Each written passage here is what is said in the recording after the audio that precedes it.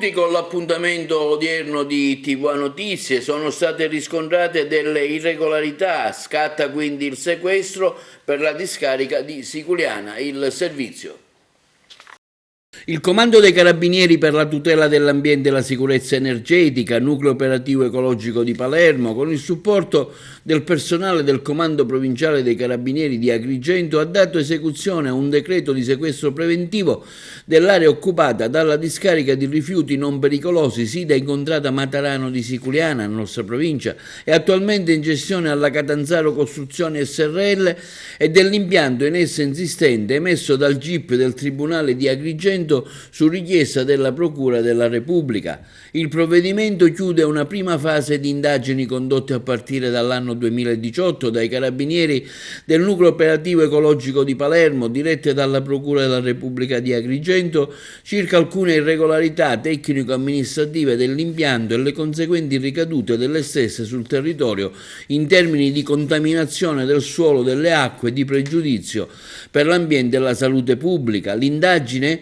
originata dalla raccolta e dall'ascolto delle plurime segnalazioni provenienti da privati, enti e istituzioni pubbliche e private, ha visto nell'anno 2019 l'esecuzione di una complessa attività di acquisizione documentale che si è svolta parallelamente al conferimento di un incarico di consulenza tecnica collegiale finalizzata al vaglio dello stato materiale e giuridico dell'impianto, della conformità degli stessi e delle relative autorizzazioni o concessioni alla normativa tecnica in materia degli effetti che si fossero eventualmente determinati.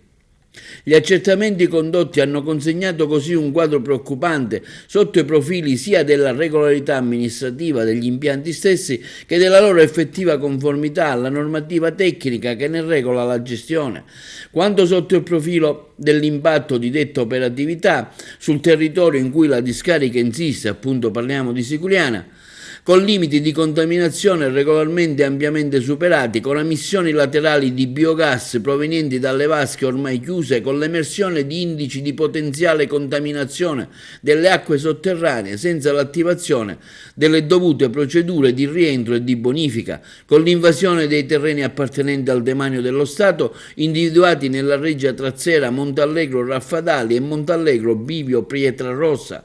Un precedente decreto di sequestro preventivo era stato emesso nel luglio del 2020 dal GIP presso il Tribunale di Agrigento su richiesta della Procura della Repubblica ed era stato annullato per un vizio di procedura a seguito di un ricorso al TAR del riesame nel successivo mese di settembre. L'indagine della Procura della Repubblica di Agrigento, anche all'esito del presente sequestro, prosegue con il Nucleo Operativo Ecologico di Palermo per accertare eventuali altri profili di illiceità.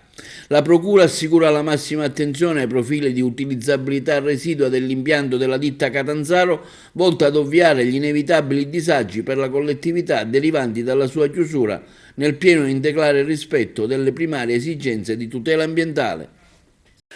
Aperta un'inchiesta sul ritrovamento della coppia di anziani di Favara, deceduta con molta probabilità, lui per un malore, lei dopo essere scivolata per correre a soccorrerlo. La corrispondenza. Gli inquirenti stanno indagando sulla vicenda della coppia di anziani i cui due figli sono residenti, uno in Germania e l'altro in Toscana, trovata morta dalla nipote preoccupata perché a diverse chiamate telefoniche nessuno aveva risposto ieri sera a Favara all'interno dell'abitazione nella quale risiedeva. La donna presentava una ferita alla testa e il marito è stato trovato riverso sul letto. Da una prima ispezione pare che l'uomo fosse deceduto a seguito di un malore e che la moglie, probabilmente accorsa per soccorrerlo o chiamare qualcuno per aiuto, sia scivolata sbattendo la testa contro un ventilatore, procurandosi la ferita e poi scivolando sul pavimento. La morte sembrerebbe risalire a circa 3 giorni addietro. Intanto, come detto, è stata aperta un'inchiesta che andrà avanti per acquisire nuovi particolari che possano spiegare come siano andati i fatti. Operazione caporalato ieri tra Agrigento e Caltanissetta, ci sono anche 3 agrigentini, sentiamo il servizio. Ci sono anche 3 agrigentini tra i 16 indagati nell'inchiesta della Procura di Caltanissetta sul fenomeno del caporalato, lavoratori stranieri ma anche italiani costretti a lavorare nei campi tra la provincia di Agrigento e Caltanissetta anche per 30 euro al giorno in condizioni di sicurezza igienico-sanitaria al limite. I braccianti agricoli si sono così ribellati e hanno deciso di denunciare gli imprenditori e i proprietari della terra. La Procura di Caltanissetta ha notificato l'avviso di conclusione delle indagini nei confronti di 16 persone. Sarebbero i caporali che dietro un compenso da fame caricavano sui furgoni i lavoratori e li portavano nei campi. L'inchiesta è stata coordinata dai pubblici ministeri Chiara Benfante e Massimo Tririfò. Tra gli indagati compaiono anche 3 agrigentini, Domenico Lauricella di 57 anni, Giuseppe Sortino di 44 e Felice Sortino di 48 anni. Gli operai domiciliati prevalentemente a Caltanissetta sarebbero stati reclutati in centro città per poi essere trasportati a bordo di furgoni in pessime condizioni di sicurezza nelle campagne del Nisseno e dell'Agrigentino. Le intercettazioni delle conversazioni telefoniche degli indagati hanno consentito di appurare che gli intermediari intrattenevano frequenti contatti con gli imprenditori proprietari terrieri per cui necessitavano il compenso da corrispondere loro. I caporali poi trattenevano una parte del salario già inferiore al salario minimo fissato dai contratti collettivi di categoria o comunque sproporzionato rispetto alla quantità e qualità del lavoro prestato, da loro stessi consegnato ai braccianti. Si è accertata inoltre la sussistenza degli altri indici di sfruttamento contemplati dalla norma penale in materia di orario di lavoro, riposi, ferie e malattia. Spiegano gli investigatori. I lavoratori poi non sarebbero mai stati sottoposti a visite mediche obbligatorie, non avrebbero mai partecipato a corsi di formazione per il maneggio di sostanze nocive come i fertilizzanti o gli antiparassitari, ne avrebbero mai ricevuto dispositivi di produzione individuale. Gli operai domiciliati prevalentemente a Caltanissetta sono stati reclutati in centro città per poi essere trasportati a bordo di furgoni in pessime condizioni di sicurezza nelle campagne dei soggetti richiedenti. Sequestro di 6 milioni di euro nell'ambito dell'inchiesta che vede coinvolte 8 persone accusate di essere appartenenti alla famiglia mafiosa del villaggio di Santa Rosalia a Palermo. Il servizio. Beni per oltre 6 milioni di euro sono stati sequestrati nei confronti di 8 persone indiziate di essere appartenenti alla famiglia mafiosa del villaggio Santa Rosalia di Palermo. I finanzieri del comando provinciale hanno eseguito un decreto di sequestro di beni per 6 milioni di euro emesso dal GIP Claudia Bencivinni su richiesta della Procura nei confronti di 8 persone accusate di essere appartenenti alla famiglia mafiosa del villaggio di Santa Rosalia, che rientra nel mandamento di Pagliarelli, indagati per traffico di sostanze stupefacenti e per trasferimento fraudolento di valori aggravato dalla finalità mafiosa. I provvedimenti sono stati emessi nei confronti di Giovanni Cancemi di 53 anni, Andrea Ferrante 48, Rosaria Leale 33, Francesco Maniscalco 35 anni, Silvestre Maniscalco 44, Rosario Manno 57, Leonardo Marino 34, Salvatore Sorrentino 58 anni. Le indagini sono state condotte dal Nucleo di Polizia Economico-Finanziaria di Palermo, GICO, nell'ambito dell'operazione denominata appunto Villaggio di Famiglia, nel corso della quale sono state eseguite lo scorso 27 giugno 33 misure cautelari. Per 25 di loro era stato disposto il carcere. 20 delle persone finite nell'inchiesta Villaggio di Famiglia della Guardia di Finanza di Palermo percepivano direttamente o tramite il proprio nucleo familiare il reddito di cittadinanza, beneficio che è stato poi sospeso. Secondo l'accusa, la famiglia mafiosa del villaggio di Santa Rosalia avrebbe controllato e condizionato il tessuto economico del territorio. Nulla infatti sfuggiva, secondo gli inquirenti, dalla vendita ambulante di pane, con l'imposizione dei prezzi di vendita dei prodotti alla fornitura in regime di monopolio dei fiori attraverso una rete di venditori palermitani nei pressi del cimitero di Sant'Orsola e Santa Maria del Rotoli, che favorivano le imprese ragusane vicino ad esponenti mafiosi legati al clan dei Stiddari di Vittoria. L'apertura dei negozi avveniva dietro autorizzazione con l'imposizione di ditte tecnici per la realizzazione di lavori nei locali. La mafia controllava gli affari immobiliari, le aziende del settore edile, del movimento terra ed era sempre pronta a dirimere controversie tra privati. Diversi affiliati tenevano la cassa dei soldi, riserve di denaro contante per poter assicurare il sostegno economico ai carcerati o a chi si trovava in difficoltà economica. Anche al villaggio sono arrivati negli anni carichi di cocaina dalla Calabria. Nel corso di indagini è stato anche ricostruito il pagamento di un grosso quantitativo di droga per circa 700.000 euro. I finanzieri in quell'occasione bloccarono un corriere con 7 kg di droga. Sulla base degli elementi acquisiti, il tribunale ha disposto il sequestro finalizzato alla confisca per sproporzione di 13 immobili, di cui 9 abitazioni, 3 magazzini e un terreno, 7 attività economiche con sede a Palermo nei settori del commercio, dei veicoli, del movimento terra, del trasporto merci su strada, della preparazione del cantiere edile, dei mini mercati, della produzione di prodotti di panetteria, della ristorazione e del commercio di frutta e verdura e 6 autoveicoli. Condanna a Bonafede, inflitti 6 anni e 8 mesi ad Andrea Bonafede, dipendente comunale di Campobello di Mazzara e fiancheggiatore del boss. Ritirava le ricette mediche per conto di Matteo Messina Denaro, il servizio. Arriva la prima condanna per uno dei fiancheggiatori di Matteo Messina Denaro. Andrea Bonafede Junior è stato condannato a 6 anni e 8 mesi per favoreggiamento aggravato e continuato e per procurata inosservanza della pena.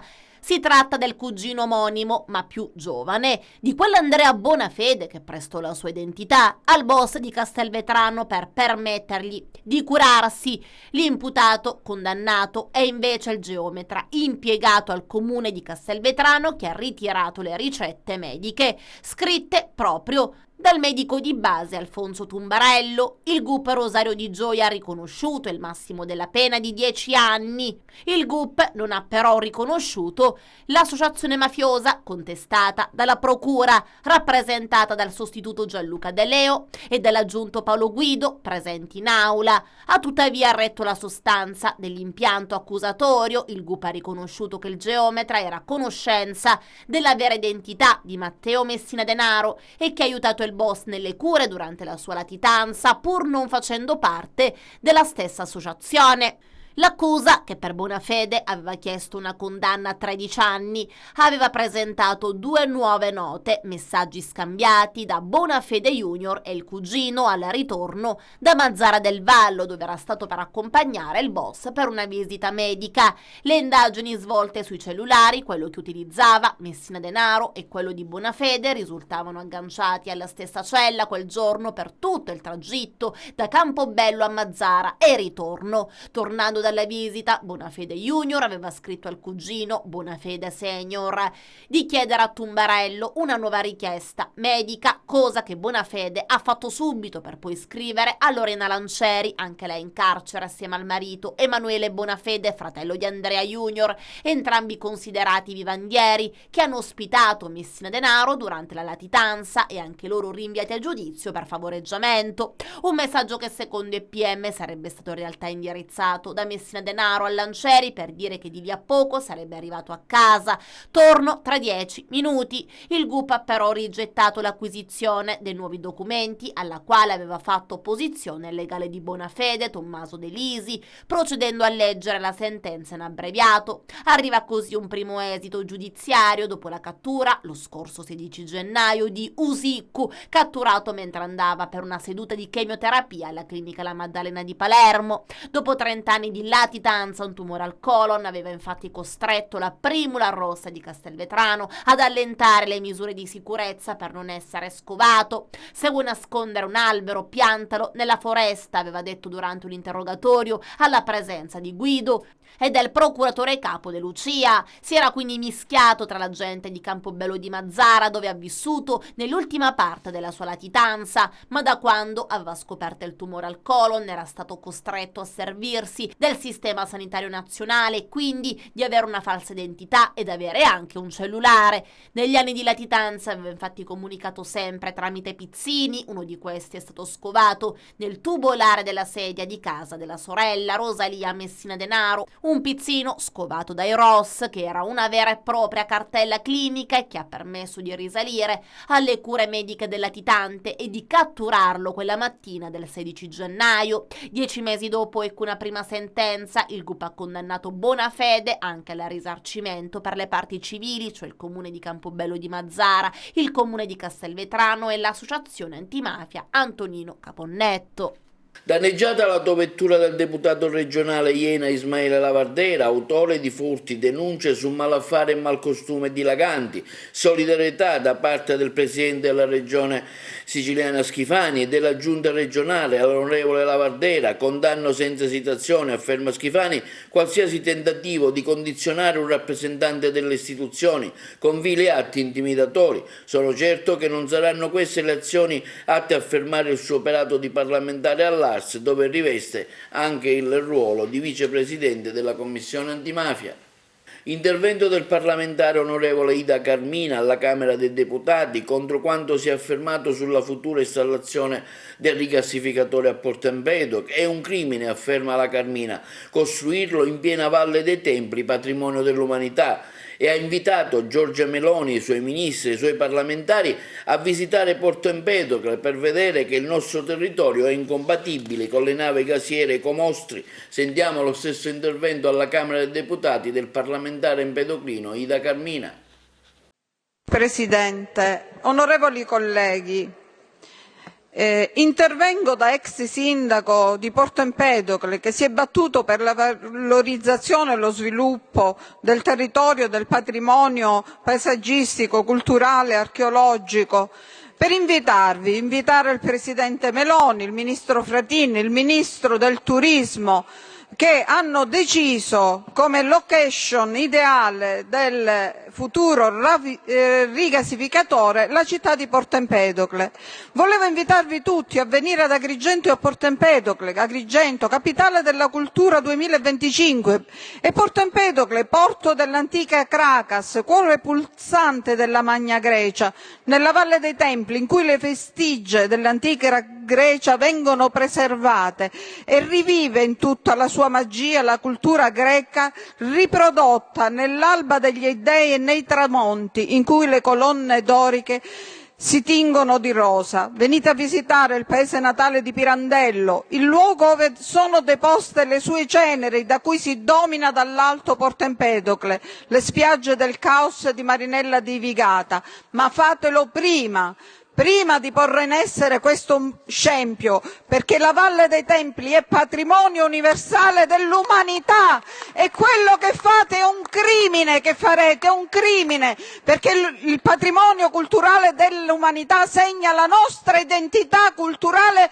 e morale ed è solo un'ipocrisia rifarsi alla patria se poi non si difende ciò che è della patria e dei valori nostri in massima espressione. Faccio appello al governo perché riveda questa scellerata decisione, ai colleghi di maggioranza e di opposizione perché si oppongano e si uniscano alla battaglia contro questo scempio, e ai colleghi siciliani perché se amano veramente la loro terra, la Sicilia che è nostra madre, lo dimostrino in questa sede, senza ipocrisie e senza tentennamenti. Grazie.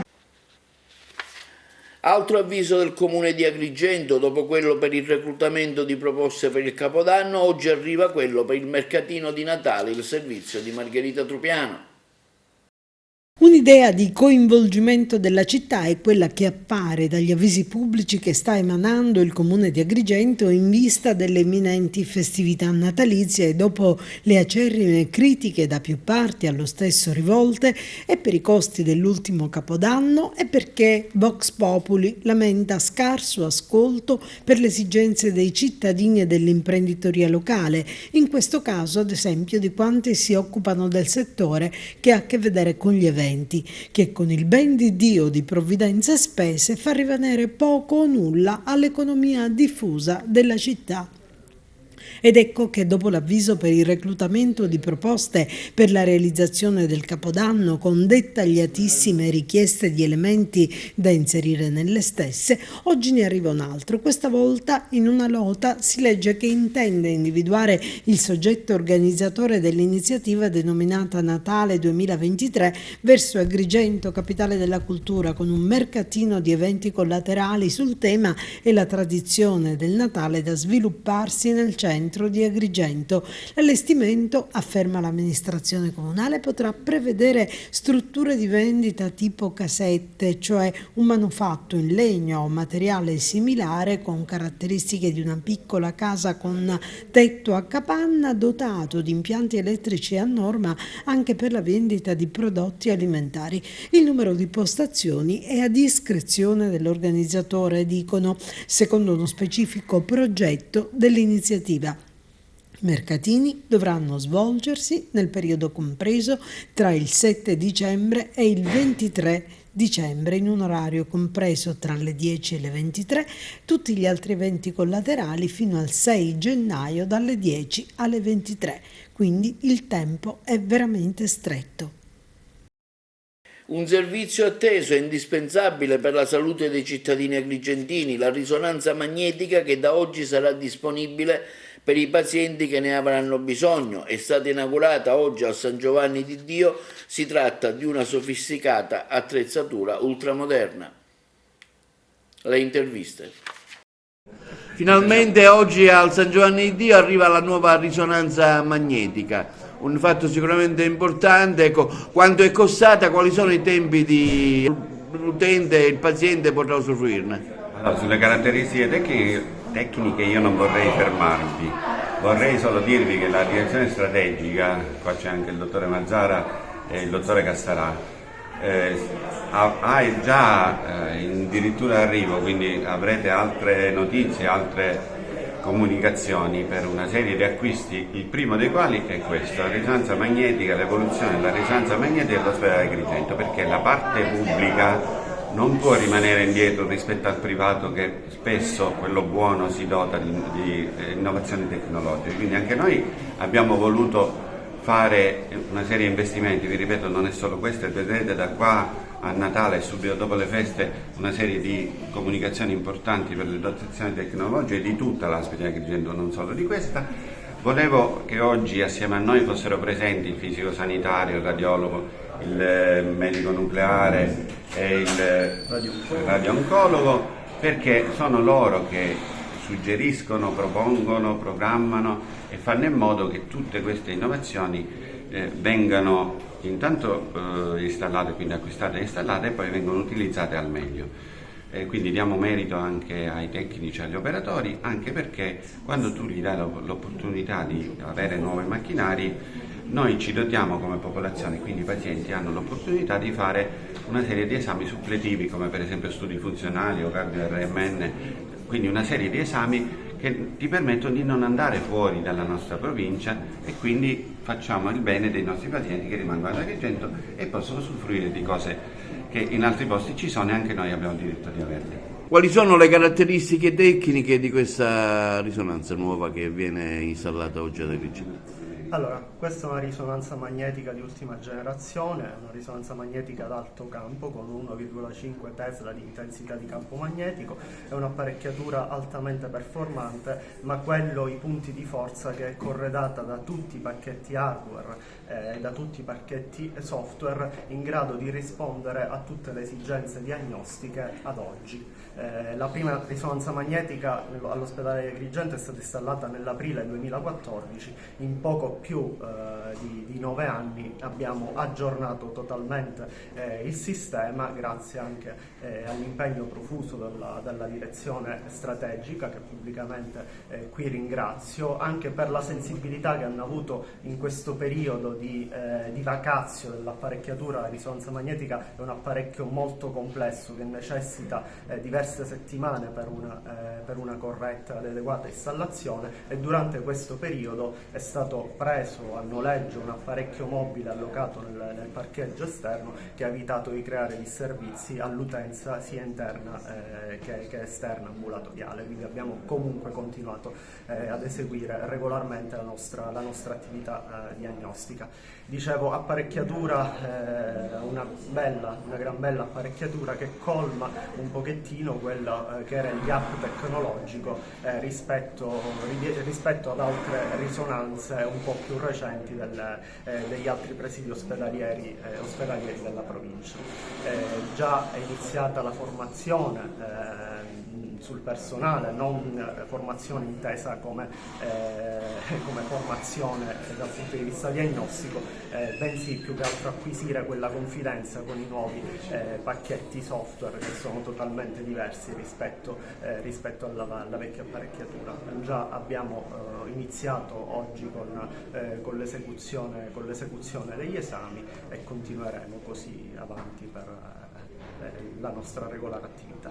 Con i tempi d'attesa come siamo per una risonanza? Allora, con i tempi di attesa per l'utenza esterna, anche questo la direzione strategica ha messo in atto tutte quelle iniziative necessarie ad abbattere quelle che sono le liste d'attesa. Sono abbastanza lunghe, ma non è un problema che riguarda sicuramente solo l'ospedale di Agrigento, è un problema che riguarda tutta la regione Sicilia, ma anche oltre lo stretto abbiamo gli stessi identici problemi, anche a volte peggiori di quello che è la nostra situazione regionale. L'impegno della direzione e l'impegno nostro, insomma, stiamo cercando quantomeno di arginare questo fenomeno dei lunghi tempi d'attesa, poiché è giusto che il cittadino, l'utenza che ne abbia bisogno, possa accedere ai servizi di qualità grazie a questo rinnovo tecnologico che c'è stato in tempi ragionevoli. E l'archeologo Dario Scarpati ha tenuto oggi una lectio magistralis agli studenti del liceo classico Empedocle. Al centro della relazione l'introduzione all'archeologia, una scienza al servizio della società. Noi abbiamo seguito l'evento facendo delle interviste ai protagonisti. Oggi un incontro con Dario Scarpati qui presso il liceo classico Empedocle e una serie di incontri che continuano durante l'anno scolastico. Ecco, come mai questa iniziativa?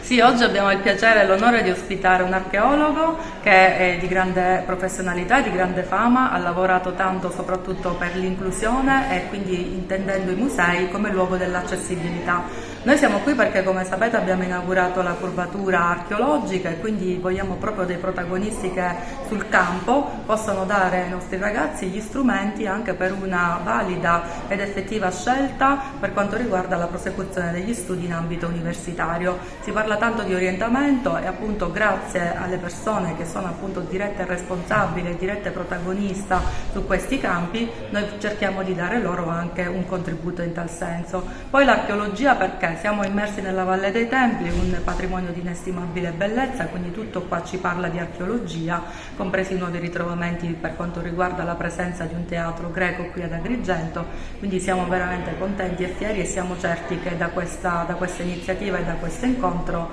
avremo una grande ricaduta anche da un punto di vista proprio di crescita e di formazione sia umana che professionale dei nostri studenti.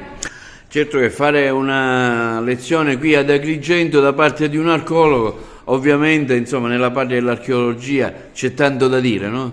Sì, è tutta la Sicilia che è di una ricchezza straordinaria e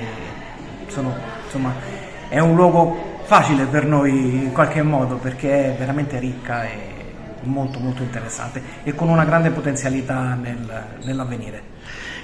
Gli scavi continuano, si continuano a trovare reperti di una certa importanza.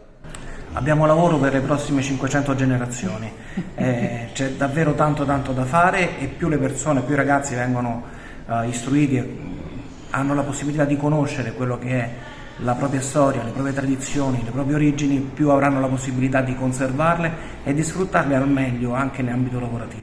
C'è questa ricerca del teatro, lei come archeologo che idea si è fatta, questo teatro ad Agrigento? E io non scavo ad Agrigento, quindi conosco poco l'argomento, io lavoro soprattutto nella provincia di Palermo. Ho capito.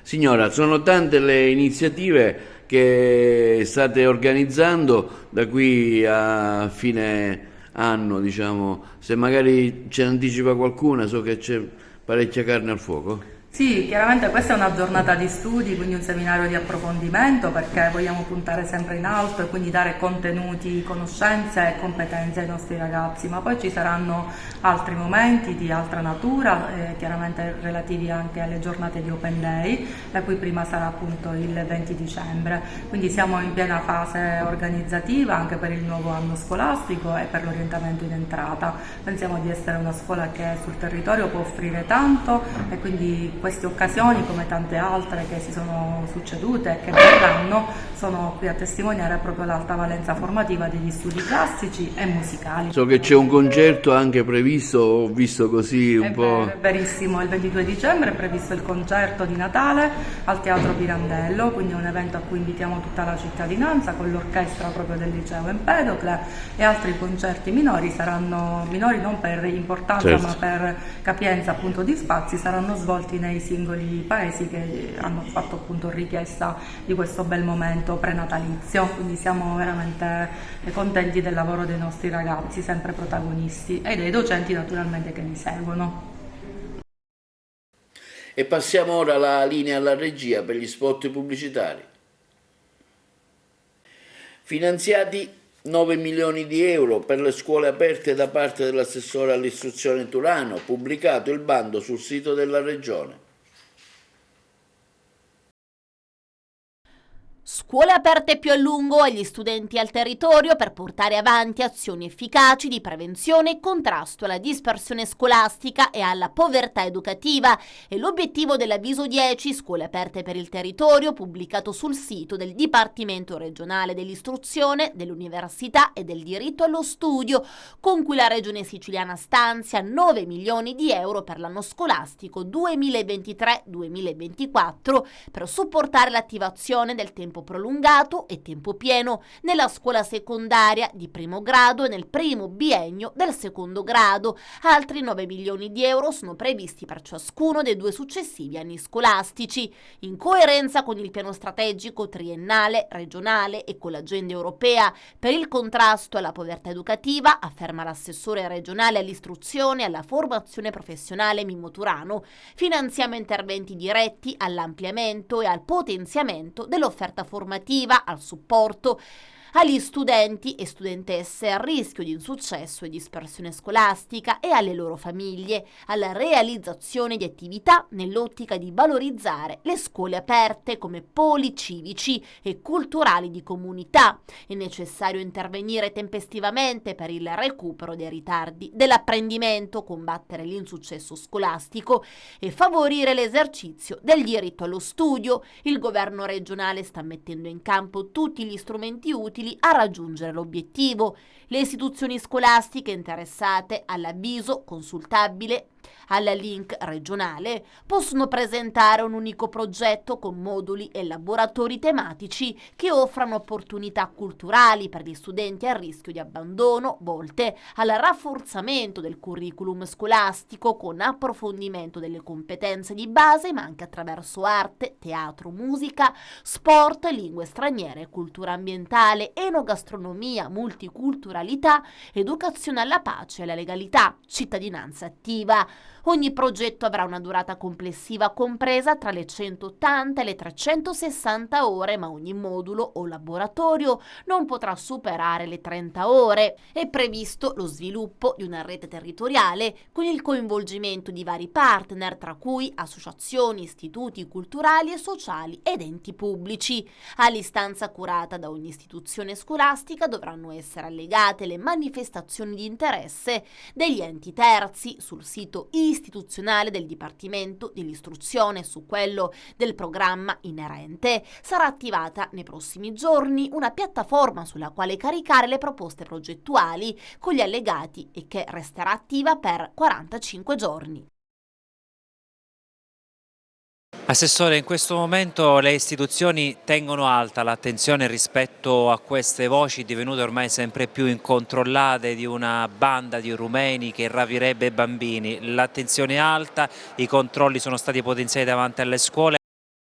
Nel comitato per l'ordine e per la sicurezza che c'è stato, il vice sindaco Mondello ha anche espresso la volontà dell'amministrazione di essere parte di questa attenzione ulteriore, cioè bisogna impedire che possano succedere tragedie. Noi crediamo comunque che il problema a Messina sia da non sottovalutare, però non c'è quell'allarme, da quanto io so, che potrebbe pensarsi, cioè la situazione a Messina a me pare piuttosto tranquilla, spero di non essere smentito dai fatti naturalmente. Tranquilla e sotto controllo rispetto anche a queste voci che continuano ad essere però pressanti, girano soprattutto sui social. Quanto ci potrebbe essere di vero e quanto purtroppo magari ci può essere di amplificato rispetto a magari episodi che sono verificati e che rischiano di alimentare la psicosi? Guardi, la linea io non la so tracciare tra il vero e il non vero. Posso dire che il prefetto, il questore, noi, il municipio, la polizia municipale stanno facendo il massimo, attivando tutti i controlli. Oltre questo, secondo me, più di questo stanno proprio facendo il massimo, più di questo non si può fare, a meno che non si voglia pensare, ma è un ragionamento da riflettere, ad una polizia sussidiaria. Polizia sussidiaria intendo per esempio il coinvolgimento delle associazioni di volontariato, dei pensionati ancora attivi della finanza, dei carabinieri, della polizia, per non tornare all'idea delle ronde dei genitori, quindi un controllo sussidiario che potrebbe avere una qualche utilità non tanto per i rapimenti, ma anche per evitare bullismo e per evitare spaccio, droga, queste cose. Ma questo è un problema che va eventualmente approfondito. Si annuncia difficile il percorso della finanziaria della Regione perché ben 3 commissioni su 5 non hanno ancora definito il lavoro da portare in Commissione Bilancio. Sono dunque rimaste indietro rispetto alle altre 2 le commissioni Affari Istituzionali, Attività Produttive e Ambiente. Cambiamento climatico dell'Ordine Francescano Secolare e dalla Gioventù Francescana di Sicilia. Un appello ai potenti della terra, domani una passeggiata per il Creato alla Scala dei Turchi, via una petizione che ha già raccolto oltre 1200 firme tra personalità del mondo ecclesiale, politico, sindacale, ambientalista e che è indirizzata ai potenti del mondo, in particolare a Ursula von der Leyen e a Giorgia Meloni. Alla conferenza avranno il compito di rappresentare l'Europa e l'Italia alla 28ª conferenza sul clima in svolgimento in queste ore. Furto ai danni di una farmacia di Cianciana, ignoti hanno fatto irruzione nell'esercizio commerciale forzando le saracinesche dopo aver rovistato ovunque e trafugato anche 200 euro. Indagini sono in corso anche tramite l'acquisizione delle immagini delle telecamere di videosorveglianza che insistono nella zona. È uscito da meno di 2 ore ed è già al secondo posto su iTunes. Lo dice attraverso il suo profilo social l'agrigentino Daniele Magro, la cui canzone Abbandono è dallo stesso scritta insieme a Celani, è stata inserita nel nuovo album di Mina, Dilettevoli Eccedenze. È un onore immenso, ha detto Magro, poter collaborare con un'artista gigantesca come Mina. E passiamo ora allo sport, turno di riposo per la squadra dell'Akragas. Intanto sentiamo un'intervista per un consuntivo al direttore della squadra, Graziano Strano. Direttore Graziano Strano, in conferenza stampa l'Akragas osserverà domenica prossima un turno di riposo e allora è tempo di fare un primo consuntivo dell'attuale stagione. Sì, oggi siamo qui per dare voce al progetto Akragas, che è sempre più corposo e sempre più forte, quindi siamo per dimostrare ai tifosi che siamo coesi per il progetto che c'è da sempre, ci siamo paventati con la proprietà, che è quella di blindare la categoria e di fare un campionato onestamente tranquillo e fluido. Soddisfatti del lavoro fin qui svolto da mister Marco Coppa? Guarda, ti dico una cosa, ti dico una chiosa, la proprietà non è contenta del lavoro di Marco Coppa, è più che contenta, tant'è che posso annunciare, autorizzato dalla proprietà, che si sta pensando a un prolungamento del contratto di Mister Coppa, perché ha dimostrato sul campo, con tante defezioni, con tante scelte anche a talvolta sbagliate della proprietà, che ha lavorato con un gruppo di giovani, ha dimostrato di essere un allenatore importante, giovane e preparato, e quindi la società ha pensato bene di allungare la sua permanenza ad Agrigento. Che voto dare finora al campionato dell'Akragas, l'esordio in Serie D della formazione bianco-azzurra? Forse qualcuno dimentica che quest'Akragas è una matricola, una matricola, non è stata strutturata per vincere il campionato, ma è stata strutturata per salvare e blindare la categoria, e l'abbiamo fatto più che bene.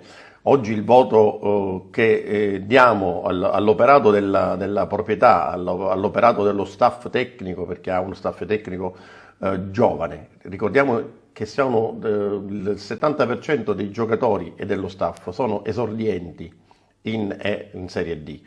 Quindi io do un 7,5 importante.